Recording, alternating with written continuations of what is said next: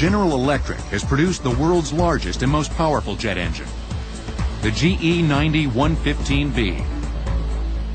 We've broken the world's record twice for demonstrated thrust, most recently demonstrating 127,900 pounds of thrust.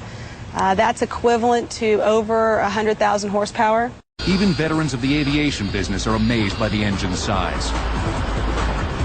They're pretty much awestruck. A lot of them really just are kind of silent and just, big eyes and this look on their face. It's just almost incredible to see. It's so much larger than any other engine they've ever seen before. The key to the success of the engine is its giant 128-inch diameter fan, one of the largest ever constructed for a jet engine. The shape of the fan blades is also a key ingredient in creating the engine's enormous power. Older engines used simple straight-up-and-down fan blades, but the GE90 is equipped with aerodynamic swept wing blades. The unique shape of the fan blade is key to the technology of the engine as well, and that 3D shape, that beautiful 3D shape that you see, draws in more air than just a straight up and down or radial blade. It actually draws in more air in the same circumference, and that extra air gives it that extra little bit of thrust that we need. Before the engine could be certified for flight, it had to be put through a battery of demanding tests. The testing is to assure that the engine can fly in any environment safely.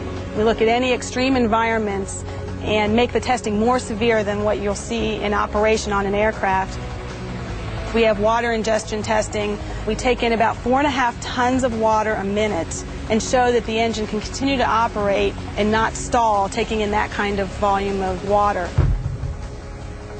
We also do hail ingestion testing. We have several little cannons that shoot hail into the engine. They shoot about 3/4 of a ton of hail in 30 seconds. Nothing was left to chance. Technicians tried to recreate and analyze every possible problem that could happen to the engine. An engine, when it's operating on an aircraft, takes in a lot of air. It can also take in anything else in the environment, such as a bird. So we're required per the FAA to shoot bird carcasses into the engine and to show that we can continue to sustain operation even after taking in the bird carcasses.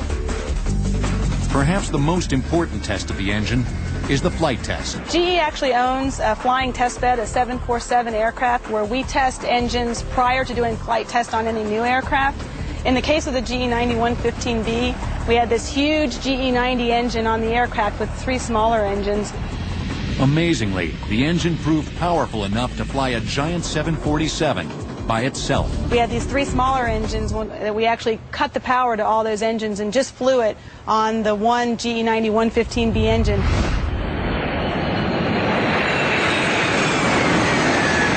Another story about the flying test bed that's pretty amazing is the air that's pulled through the engine to generate the thrust.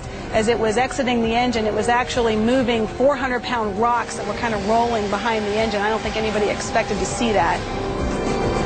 After 2 years in development, the $21 million engine is now a fixture on the Boeing 777, ushering in a new era for twin-engine airliners.